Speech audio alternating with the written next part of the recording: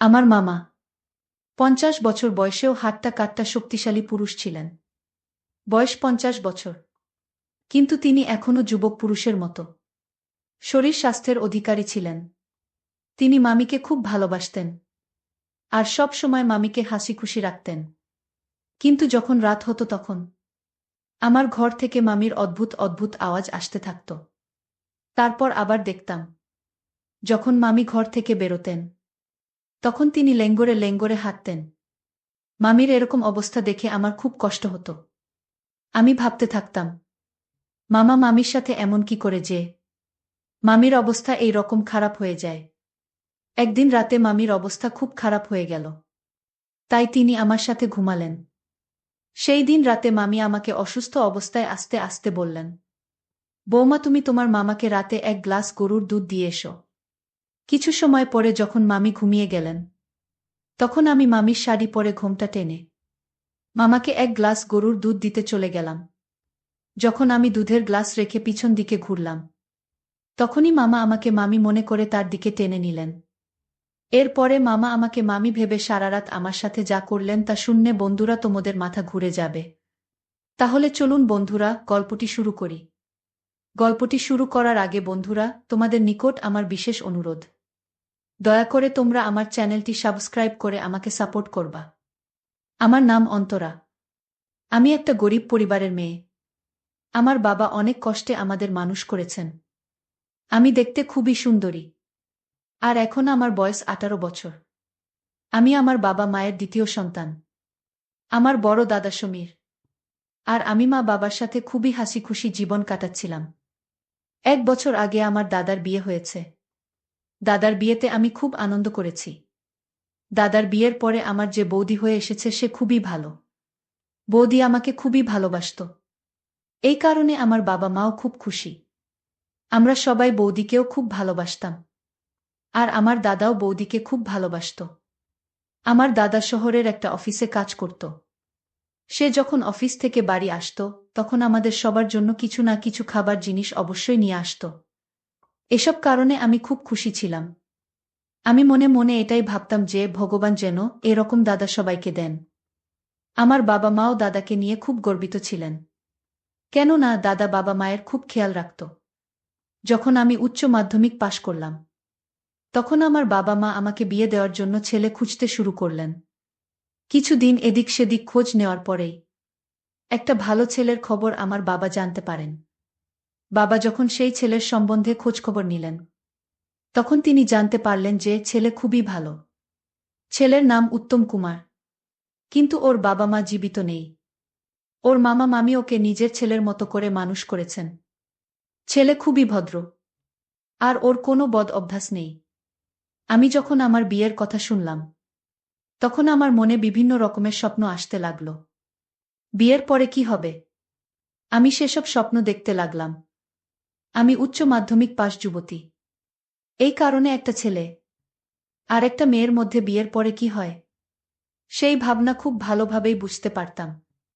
বাবা ভাবলেন পরিবার যখন ভালো তখন দেরি করা উচিত না।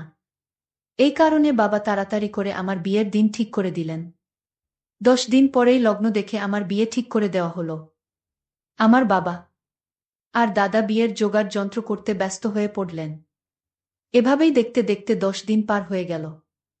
আজকে আমার বিয়ে বরযাত্রী আসার পরে খুব ধুমধাম করে শান্তিপূর্ণভাবে বিয়ে হয়ে গেল। আর বিয়ের পরে আমি আমার শ্বশুরবাড়িতে এসে গেলাম। শ্বশুরবাড়িতে আমার স্বামীর মামা এবং মামি আমাকে বরণ করে নিলেন। তারা আজকে খুব খুশি। বিয়ের সমস্ত নিয়ম কানুন পালন করার পরে আমাকে সুন্দর করে সাজানো বাসর ঘরে বসিয়ে দেওয়া হলো। আমি মাথায় ঘোমটা টেনে মাথা নিচু করে বসে আমার স্বামীর জন্য অপেক্ষা করছিলাম। সেই সময় আমার মনে উথাল পাতাল চলছিল, কেননা বাসর রাত সম্বন্ধে আমি অনেক কথা শুনেছিলাম। আমি শুনেছিলাম যে এটা জীবনের একটা স্মরণীয় রাত হয়। আমি সবকিছু চিন্তা করে খুব ঘাবড়ে যাচ্ছিলাম। কিছু সময় পরেই আমার স্বামী উত্তম কুমার ঘরের মধ্যে এলো। ও এসে ঘরের দরজা ভেতর থেকে বন্ধ করে দিল। তারপর আস্তে আস্তে আমার পাশে এসে বসে পড়ল। এরপরেই বলতে লাগল, অন্তরা, আমি খুব খুশি যে আমি তোমার মতো সুন্দরী একজন জীবনসঙ্গী পেয়েছি। তুমি জানো অন্তরা, আমি যখন 10 বছরের ছিলাম তখন আমার বাবা মায়ের অ্যাক্সিডেন্টে মৃত্যু হয়ে যায়। তখন থেকেই আমার মামা এবং মামি আমাকে নিজের সন্তানের মতো মানুষ করেছেন। আমাকে পড়াশোনা করিয়েছেন। আমি চুপচাপ উত্তমের কথা শুনছিলাম। তারপরে আমি ওকে জিজ্ঞেস করলাম যে, তোমার মামা মামির নিজের কোনো সন্তান নেই? এই কথার উত্তরে আমার স্বামী উত্তম কুমার বলতে লাগল যে, আমার মামির বিয়ের পরে অনেক দিন অবধি কোনো সন্তান হয়নি। এরপর মামা মামিকে অনেক বছর ধরে চিকিৎসা করালেন। তারপরে গিয়ে তিনি সন্তান সম্ভাবা হন। কিন্তু যখন বাচ্চা হওয়ার সময় এলো, তখন হঠাৎই মামির শরীর খুব খারাপ হয়ে যায়। ডাক্তারের কাছে নিয়ে গেলে ডাক্তার মামিকে চেক আপ করে বললেন, মা এবং সন্তান এর মধ্যে যেকোনো একজনকে তারা বাঁচাতে পারবেন। সেই সময় মামা বুঝতে পারছিলেন না যে সন্তানকে বাঁচাবেন নাকি মামিকে বাঁচাবেন। তারপর তিনি সিদ্ধান্ত নিয়ে ডাক্তারকে বলে দিলেন যে, মামিকে যেকোনো উপায়ে হোক বাঁচিয়ে নিন। সেই সময়ে ডাক্তার মামিকে অপারেশন করে তাকে বাঁচিয়ে তো নিলেন, কিন্তু ডাক্তার এটাও বলে দিলেন যে তিনি আর কখনোই মা হতে পারবেন না। এই দুঃখ থেকে আমার মামা মামি অনেক দিন অবধি বের হতে পারেননি। এর কিছু দিন পরেই আমার বাবা মায়ের অ্যাক্সিডেন্টে মৃত্যু হয়। তখন থেকেই তারা আমাকে নিজের ছেলের মতো ভালোবাসে মানুষ করছেন। যাই হোক না কেন, আমি নিজের মামার উপকার কখনো ভুলতে পারব না। এই কথা বলতে বলতে আমার স্বামীর স্বরে নরম ভাব এসে গেছিল, সাথে তার চোখে জল এসে গিয়েছিল। তখন আমি আমার স্বামীকে বললাম যে, তুমি এত চিন্তা করছো কেন? আমি তাদের এত ভালোভাবে সেবা করব যে তারা সব সময় হাসি খুশি থাকবেন। এই কথা বলার সময় আমার মধ্যে আবেগ ফুটে উঠেছিল। এরপরে আমি আমার স্বামীর হাত ধরে তাকে বললাম, আজকে আমাদের বাসর রাত। তুমি কি এইসব কথা বলেই সারা রাত পার করে দেবে নাকি? এটা বলার সাথে সাথে আমার স্বামী আমাকে এক ভিন্ন রকম আনন্দে মেতে উঠলেন। কিন্তু সে এই বিষয়ে খুব দুর্বল। সে খুব একটা বেশি পারফরম্যান্স করতে পারছিল না। আমিও তার কাছ থেকে ভালো কিছু পাওয়ার জন্য অপেক্ষা করছিলাম। কিন্তু কিছু সময় পরেই উত্তম কুমার উঠে আমার থেকে দূরে সরে গেল। ও ৫ মিনিটও ঠিকভাবে আমার উপর টিকতে পারেনি। এই সব দেখে আমি ভিতরে ভিতরে বলতে লাগলাম, আমি এই রাতের জন্য কত স্বপ্ন দেখেছিলাম, আর কত স্বপ্ন নিজের মনে সাজিয়ে রেখেছিলাম। কিন্তু আমার সেই সমস্ত স্বপ্ন আর আশার উপর জল ঢেলে দিল। উত্তম কুমার আমাকে সেই খুশি দিতে পারেনি যে একজন স্ত্রী নিজের স্বামীর কাছ থেকে চায়। উত্তম কুমার খুবই তাড়াতাড়ি গভীর ঘুমে ঘুমিয়ে গেল। কিন্তু আমি একটা তৃষ্ণার্ত চাতকের মতো বিছানাতেও এপাশ ওপাশ করতে থাকলাম। এসব করতে করতেই কখন যে সকাল হয়ে গেল বুঝতেই পারলাম না। আমি সকালে উঠে ফ্রেশ হওয়ার জন্য বাথরুমে চলে গেলাম। যখন বাথরুম থেকে ফিরে এলাম, তখন দেখলাম মামা বারান্দায় শরীর ঠিক রাখার জন্য ব্যায়াম করছেন। তাকে এভাবে ব্যায়াম করতে দেখে আমি অবাক হয়ে গেলাম যে মামার বয়স ৫০ বছর হওয়ার পরেও তাকে একটা যুবক পুরুষের মতো মনে হচ্ছিল। যাই হোক, তারপরে আমি ঘরে ঢুকে কাপড় বদলে রান্নাঘরে গিয়ে চা বানাতে লাগলাম। কিছু সময় পরে যখন আমি চা বানিয়ে মামাকে দিতে এলাম, তখন মামা আমাকে জিজ্ঞেস করতে লাগলেন যে, বৌমা, তোমার মামি কোথায় গেছে? তাকে তো কোথাও দেখতে পাচ্ছি না। মামার এই প্রশ্নের উত্তরে আমি তাকে বললাম, তিনি রান্নাঘরেই আছেন, আর কিছু কাজ করছেন। কয়েকদিন থেকে আমি লক্ষ্য করে দেখেছি যে মামি যখনই কোথাও যান না কেন, মামা তার পিছনে পিছনে সেখানে পৌঁছে যেতেন, আর মামির সাথে অদ্ভুত খুনসুটি করতে থাকেন। মামি মামাকে বলতেন, আরে এখন তো একটু লজ্জা করো, বাড়িতে নতুন বৌমা এসেছে, যদি সে সব দেখে নেয় তাহলে কি ভাববে বলো তো? তখন মামা বলতে লাগলেন যে, কি আর ভাববে, সমস্ত স্বামী নিজের স্ত্রীর সাথে এই সব করে, বুঝেছ? মামা মামির এই ধরনের কথা শুনে আমার খুবই লজ্জা অনুভব হতো। আমি মনে মনে ভাবতে থাকতাম যে যদি উত্তম কুমার মামার মতো হতো তাহলে খুব ভালো হতো। এভাবেই দেখতে দেখতে ৭ দিন পার হয়ে গেল। এরপর এক রাতে যখন আমি বাথরুমে যাচ্ছিলাম, তখন মামার ঘর থেকে মামির অদ্ভুত অদ্ভুত আওয়াজ শুনতে পেলাম। এরকম আওয়াজ শুনে আমি আমার নিজের উপরে কাবু রাখতে পারছিলাম না। তাই তাদের জানলার কাছে গিয়ে উকি মেরে ভেতরের দৃশ্যটা দেখার চেষ্টা করলাম। ঘরের হালকা আলোতে আমি এমন কিছু দেখলাম যেটা দেখার পরে আমার নিজের উপর কন্ট্রোল করতে পারা খুব মুশকিল হতে হয়ে গিয়েছিল। আমি কোনো রকমভাবে নিজের উপর কন্ট্রোল করে সেখান থেকে নিজের ঘরের মধ্যে চলে এলাম। ঘরে এসে আমি উত্তম কুমারকে উৎসাহিত করতে লাগলাম, কিন্তু ও এত গভীর ঘুমে ছিল যে ওর কোনো কিছুর অনুভবই হচ্ছিল না। তাই বাধ্য হয়ে আমি কোনো রকমভাবে বিছানায় এপাশ ওপাশ করতে করতে ঘুমিয়ে গেলাম। যখন সকাল হলো তখন আমার স্বামী নিজের কাজে যাওয়ার জন্য রেডি হচ্ছিল। আসলে ওর ছুটি শেষ হয়ে গিয়েছিল। আমার স্বামী উত্তম কুমার শহরে বাড়ি ভাড়া নিয়ে সেখানেই থেকে নিজের চাকরি করত। তাই 1 মাস পরপরই বাড়িতে আসতে পারত। আমি রান্নাঘরে গিয়ে ওর জন্য নাস্তা বানালাম। তারপরে ওকে নাস্তা খেতে দিলাম। ও নাস্তা খাওয়ার পর মুখ ধুয়ে শহরের উদ্দেশ্যে বেরিয়ে পড়লেন। আর আমি নিজে উদাস চেহারা নিয়ে নিজের ঘরে চলে এলাম। কিন্তু সারাদিন আমার মাথার মধ্যে রাতের সেই দৃশ্য ভাসতে লাগল। এখন আমি মনে মনে ভাবতে লাগলাম যে মামি কতটা সৌভাগ্যবতী, যাকে মামা এখনো এতটা ভালোবাসে। আর অন্যদিকে আমার স্বামী, যার ভালোবাসা পাওয়ার জন্য আমি ছটফট করি। জানি না কেন ও এখন অবধি আমাকে একবারও সন্তুষ্ট করতে পারেনি। এইভাবেই আমার দিন কাটতে লাগল। সকালবেলা যখন মামি ঘুম থেকে উঠতেন, তার মুখ থেকে শুধু এই কথাটাই বের হতো যে জানি না আমাকে কবে ছাড়বে। সারাদিন তো জমিতে কাজ করে থাকে, তারপরও রাতের বেলাও আমাকে ছাড়ে না। জানি না ও কোনো দিন ক্লান্ত হবে কিনা। আর এদিকে কাজ করার ফলে বিশেষ স্থানে আমি অনেক ব্যথা অনুভব করছি। মামির মুখ থেকে এই ধরনের কথা শুনে আমি হতবাক হয়ে যেতাম যে মামা মামির সাথে কি এমন করে, যার কারণে মামি এই ধরনের কথা বলতে থাকেন। পরের দিন রাতে আবার মামার ঘর থেকে একই ধরনের আওয়াজ আসতে লাগল। এবার আমি আর নিজেকে থামাতে পারলাম না। আবার সেই জানালার কাছে গিয়ে তাদের ঘরের ভিতরে উঁকি মেরে দেখতে লাগলাম। আবারও সেই একই দৃশ্য আমার চোখের সামনে ফুটে উঠল। এটা দেখে আমার অস্বস্তি হতে শুরু করেছিল। এরপর আমি নিজের পা পিছনে করে নিজের ঘরে ফিরে এলাম। ঘরের মধ্যে এসে আমি এটাই ভাবতে লাগলাম যে যদি এই কথাটা মামা অথবা মামি জানতে পারেন, তাহলে তারা আমার সম্বন্ধে কি ভাববেন। এই সব কথা ভেবে আমি কয়েকদিন সেই সব দেখা বন্ধ করে দিয়েছিলাম। একদিন রাতে মামির শরীর খুব খারাপ ছিল, কিন্তু তিনি নিজের মাথায় হাত দিয়ে বারবার এটাই বলে যাচ্ছিলেন যে আমার শরীর খারাপ। কিন্তু মামার এসব নিয়ে কোনো মাথা ব্যথাই নেই। তার তো শুধু নিজের খুশি পূরণ করা চাই। এরপর মামি আমাকে বললেন, বৌমা, আজকে আমার শরীরটা একদমই ঠিক নেই, তাই আজকে আমি ওই ঘরে কোনো মতেই যাব না। তোমার মামার যেহেতু রাতের বেলা দুধ খাওয়ার অভ্যাস আছে, তাই আজকে তুমি তাকে দুধ দিয়ে এসো। মামির মুখ থেকে এই কথা শুনেই রাতের সেই দৃশ্য আমার চোখের সামনে ভাসতে লাগল। এরপরে মামি অন্য ঘরে গিয়ে ঘুমিয়ে পড়লেন, আর আমি দুধের গ্লাস নিয়ে মামার ঘরের দিকে গেলাম। সেই সময় মামা নিজের ঘরে হালকা আলো জ্বেলে বিছানায় শুয়েছিলেন। যখন আমি দুধের গ্লাস নিয়ে দরজার কাছে পৌঁছালাম, তখন আমার মনে অনেক রকম চিন্তা আসতে লাগল। তাই আমি নিজের শাড়ির আঁচল মাথার উপর দিয়ে বড় করে ঘোমটা টেনে নিলাম, কেননা মামিও সব সময় এই রকম ঘোমটা টেনে রাখতেন। সেই সময় আমি নিজের চেহারা পুরো মামির মতো করে নিয়ে ঘরের মধ্যে চলে এলাম। ভিতরের দৃশ্য খুবই ভয়ানক ছিল। আমি তাড়াতাড়ি করে দুধের গ্লাস রেখে যখন ফিরে আসতে শুরু করলাম, তখনই মামা পিছন থেকে টান মেরে আমাকে তার দিকে নিতে চাইলেন। আমি তাড়াতাড়ি করে নিজের মুখ ঢেকে নিলাম, যাতে তিনি আমার মুখ দেখতে না পান।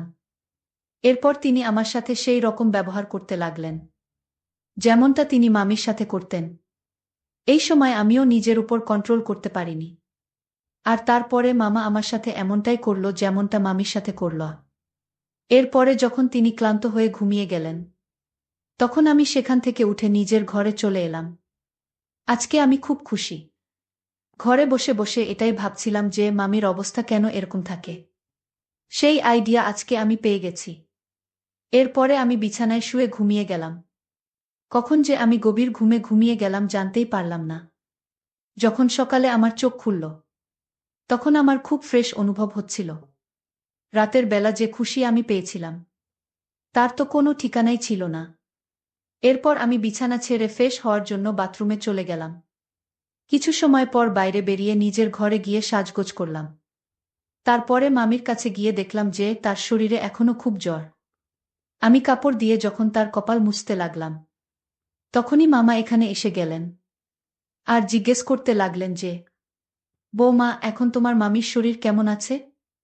আমি তার প্রশ্নের উত্তরে বললাম, এখন সব ঠিক আছে। জ্বর কিছুটা কমেছে। কথা বলতে বলতেই সেই সময় আমি অনুভব করলাম যে মামা আমাকে গভীরভাবে দেখতে চাচ্ছিলেন। এর আগে তিনি কখনোই এরকম গভীরভাবে আমার দিকে তাকিয়ে দেখেননি। এখন আমার মনে হতে লাগলো যে তিনি রাতের ব্যাপারটা জানতে পেরে যাননি তো, যে মামির জায়গায় আমি ছিলাম। এই সব কিছু চিন্তা করে আমি একদমই ঘাবড়ে গিয়েছিলাম। আমার মনে হতে লাগলো যে এই কথাটা যদি মামি জানতে পেরে যায়, তাহলে না জানি তিনি আমার ব্যাপারে কি ভাবেন। সারাদিন পার হয়ে যখন রাত হলো, তখন আবার আমাকে মামি বলতে লাগলেন যে বৌমা, আজকেও আমার শরীর পুরো ঠিক হয়নি। আর যতক্ষণ অবধি না আমার শরীর পুরো ঠিক হচ্ছে, ততদিন অবধি আমি তোমার মামার কাছে যাব না। যদি আমি এই অবস্থায় তোমার মামার কাছে যাই, তাহলে আমার শরীর আরও বেশি খারাপ হয়ে যাবে। এই কারণে তুমি তোমার মামাকে এত গ্লাস গরুর দুধ দিয়ে এসো। না হলে তোমার মামা আমাকে খুঁজতে খুঁজতে এখানে অবধি এসে আসবে। মামির এই কথা শুনে তো আমার যেন খুশির ঠিকানা রইল না। আমি আবারও ভাবতে লাগলাম যে আজকে মামা আমার সাথে কি করবে। রাতের বেলা যখন মামি ঘুমিয়ে পড়লেন, তখন আমি আবারও দুধের গ্লাস নিয়ে মামার ঘরের মধ্যে চলে গেলাম। আমি যখনই দুধের গ্লাস রেখে পিছন দিকে ফিরলাম, তখন মামা আবারও আমার সাথে এক ভিন্ন রকম আচরণ করতে শুরু করলেন। আর বলতে লাগলেন যে কি হলো বৌমা, এভাবে চলে যাচ্ছ কেন? মামার মুখ থেকে এই কথা শুনে তো আমি একদমই ঘাবড়ে গেলাম। আমি ভাবলাম যে হয়তো এখন আমার সাথে অসম্ভব কিছু হতে যাচ্ছে। কিন্তু মামা বলতে লাগলেন, আমি জানি যে কালকে রাতে তোমার মামির জায়গায় তুমি ছিলে। তখন আমি মামাকে বললাম যে যদি আপনি জানতেন যে আমি ছিলাম, তাহলে আমাকে কিছু বলেননি কেন? এ কথার উত্তরে মামা বলতে লাগলেন যে বৌমা, আমি জানি যে তুমি উত্তমের সাথে খুশি নও, যদিও তুমি আমাকে এই কথা বলনি। কিন্তু তোমার কষ্টকে আমি খুব ভালোভাবে অনুভব করতে পারি। দেখো মা, তুমি এসব নিয়ে একদম চিন্তা করো না। আমি এমন ব্যবস্থা করে নিয়েছি যে তুমি তোমার কোনো সমস্যা হবে না। মামার মুখ থেকে এরকম কথা শুনে আমি চিন্তামুক্ত হয়ে গেলাম। কিন্তু আমার মনে এখনো কিছুটা ভয় ছিল যে যদি এই কথাটা আমার স্বামী উত্তম কুমার জানতে পেরে যায়, তাহলে আমার অবস্থা কি হবে। কিন্তু এই সময়ে আমি এই সব চিন্তা এক সাইডে রাখলাম। আর মামার সাথে আমি সব কিছু ভুলে আনন্দ করতে লাগলাম। আনন্দ করার পর মামা যখন ঘুমিয়ে গেলেন, তখন আমি নিজের ঘরের মধ্যে এসে শুয়ে পড়লাম। এখন তো এটা প্রতিদিন হতে লাগল। আমিও খুব খুশি থাকতে লাগলাম। আর মামাও যেন প্রতি রাতে আমার অপেক্ষা করতে থাকে। এভাবেই 1 মাস পার হয়ে গেল। তারপর একদিন হঠাৎই আমার স্বামী উত্তম কুমার বাড়িতে চলে এলো। সেদিন আমি খুব খুশি ছিলাম। যখন রাত হলো, তখন সবাই খাবার খাওয়ার পরে নিজ নিজ ঘরে চলে গেল। আমিও আমার স্বামীর সাথে নিজের ঘরে চলে এসেছিলাম। সেই রাতে আমার অনুভব হলো উত্তম এখন আগের থেকে অনেক ভালো হয়েছে, কিন্তু ততটাও বেশি না। তারপরে ও ক্লান্ত হয়ে গভীর ঘুমে ঘুমিয়ে গেল। ওকে এভাবে গভীরভাবে ঘুমোতে দেখে আমার ভেতরে ভেতরে আগুন জ্বলতে লাগল। তখন একবার ভাবলাম যে আমি মামার কাছে চলে যাই। কিন্তু উত্তম কুমার বাড়িতে আসার কারণে আমি কোনো রকমে নিজেই নিজেকে বুঝিয়ে শুনিয়ে ঘুমিয়ে গেলাম। যখন সকাল হলো, তখন উত্তম কুমার বলল, আমি 15 দিনের জন্য শহরে যাচ্ছি। 15 দিন পরে অফিস থেকে ছুটি নিয়ে আবার ফিরে আসব। উত্তমের মুখ থেকে এই কথা শুনে তো আমি খুব খুশি হয়ে গেলাম। এরপরে আমি সারা দিন ধরে রাতের সেই ব্যাপারে ভাবতে লাগলাম। সেই দিন যেন পার হচ্ছিল না। অনেক কষ্টে যখন রাত হলো, মামি ঘুমিয়ে গেলেন, তখন আমি আবারও মামার ঘরের মধ্যে চলে গেলাম। সেই রাতে আমি গিয়ে দেখলাম যে মামা খুব অধীর আগ্রহে অপেক্ষা করছিলেন। এরপর আমার যাওয়ার সাথে সাথে তিনি শুরু করে দিলেন। সেই রাতে আমি পুরোদমে সন্তুষ্ট হয়ে গিয়েছিলাম। আর আমি খুব বেশি খুশি হচ্ছিলাম। এভাবেই আমার দিন কাটতে লাগল। 15 দিন পরে যখন আমি বাড়ির কাজে ব্যস্ত ছিলাম, তখন আমার স্বামী উত্তম কুমার বাড়িতে ফিরে এলো। ওকে দেখে আমার মন খারাপ হয়ে গেল। তাই আমি ওকে জিজ্ঞেস করতে লাগলাম যে কি হলো, তুমি এত তাড়াতাড়ি ফিরে এলে যে? ও আমার কাছে খুব খুশি হয়ে বলতে লাগলো যে অন্তরা, এখন থেকে আমি বাড়ি থেকেই আমার ডিউটি করব। কেননা আমি আর তোমাকে বেশি কষ্ট দিতে চাই না। ওর মুখ থেকে এই ধরনের কথা শুনে তো আমি খুব চিন্তায় পড়ে গেলাম যে উত্তম কুমার আমাকে এই ধরনের কথা বলছে কেন। এরপরে উত্তম কুমার আবার বলতে লাগল, অন্তরা, সত্যিই তুমি খুব ভালো একজন স্ত্রী। তুমি খুব ধৈর্যশীল। আমি খুব ভাগ্যবান যে তোমার মতো এত ভালো স্ত্রী পেয়েছি। কেননা যখন কোনো মেয়ে নিজের স্বামীর কাছ থেকে সন্তুষ্টি পায় না, তখন সে পর পুরুষের খোঁজ করতে থাকে। কিন্তু আমার এরকম অবস্থা সত্ত্বেও তুমি এরকম কিছুই করনি। তুমি আমার বিশ্বাসের মর্যাদা রেখেছ। এটাই আমার জন্য খুব গর্বের ব্যাপার। স্বামীর মুখে নিজের সম্বন্ধে এই ধরনের কথা শুনে আমি নিজেই নিজেকে মনে মনে গালি দিতে লাগলাম। আমি ভাবতে লাগলাম যে আমার স্বামী আমার উপর কতটা ভরসা করেছিল। কিন্তু আমি তার পিছনে কি সব করে যাচ্ছিলাম। এত ভালো স্বামীকে ধোঁকা দিয়েছি। এই সময় আমার নিজেরই নিজ থেকে ঘৃণা হতে শুরু করেছিল। আর আমি ভিতরে ভিতরে খুব অস্বস্তি অনুভব করছিলাম। আমার স্বামী আরও বলতে লাগল যে, তুমি জানো অন্তরা, আমার একটা গুপ্ত রোগ ছিল, যার চিকিৎসা আমি শহর থেকে করাচ্ছিলাম। এই অসুখের কারণেই আমি বিয়েও এখনই করতে চাইতাম না। কিন্তু মামির কথায় আমাকে তোমায় এত তাড়াতাড়ি বিয়ে করতে হলো। কিন্তু এখন চিকিৎসার কারণে আমার এই অসুখ একদমই ঠিক হয়ে গেছে। যখন রাত হলো তখন আমি আমার স্বামীর থেকে সেই খুশি পেয়েছিলাম, যেটা আমি বিয়ের পরে আমার স্বামীর থেকে কখনো পাইনি। আজকে আমি খুব খুশি। পরের দিন সকালে যখন মামার নজর আমার উপরে পড়ল, তখন আমি তার সামনে থেকে নিজের মুখ লুকোতে থাকলাম। সেই সময় আমার নিজের চোখ খুলেছিল যে আমি একটা মারাত্মক ভুল রাস্তায় চলেছিলাম। কিন্তু এখন আমি আমার স্বামীকে আর ধোঁকা দিতে পারব না। সেই দিনের পর থেকে আমি মামার ঘরে যাওয়া ছেড়ে দিয়েছি। আর এখন আমি নিজের স্বামীর সাথে খুবই খুশি। এখন সে আমাকে প্রতিদিন খুবই আনন্দ দিতে পারে। মামাও বুঝতে পেরেছিলেন যে এখন আমি অনুতাপের আগুনে জ্বলছি। আর কোথাও না কোথাও তিনিও নিজের ভুলের অনুভব করতে পেরেছিলেন। সেই দিনের পর থেকে মামাও আমার উপর খারাপ নজর দেওয়া বন্ধ করে দিয়েছেন। তিনি এখন একজন ভালো মানুষের মতো থাকতে শুরু করেছেন। পরিশেষে বন্ধুরা, আমি তোমাদেরকে বলতে চাই যে যখন কোনো পুরুষ বা মহিলা নিজের স্বামী বা স্ত্রীর থেকে সন্তুষ্টি পায় না, তখন সে খারাপ রাস্তায় চলতে শুরু করে দেয়।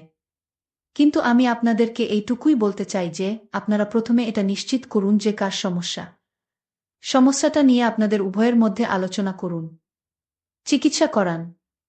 দেখবেন একটা না একটা সমাধান বের হয়ে যাবে।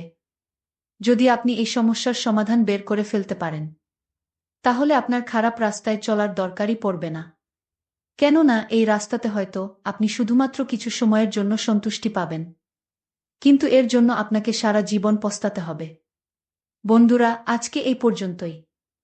আবারও আসবো তোমাদের মধ্যে নতুন কোনো ভিডিও নিয়ে। ভিডিওটি যদি তোমাদের ভালো লাগে, তাহলে একটি লাইক দাও। আর তোমরা যদি এইরকম ধরনের ইন্টারেস্টিং ভিডিও পেতে চাও, তাহলে দয়া করে আমার চ্যানেলটি সাবস্ক্রাইব করো। পরিশেষে তোমাদের সকলের সুস্বাস্থ্য কামনা করি। ভিডিওটি দেখার জন্য তোমাদের সকলকে অসংখ্য ধন্যবাদ।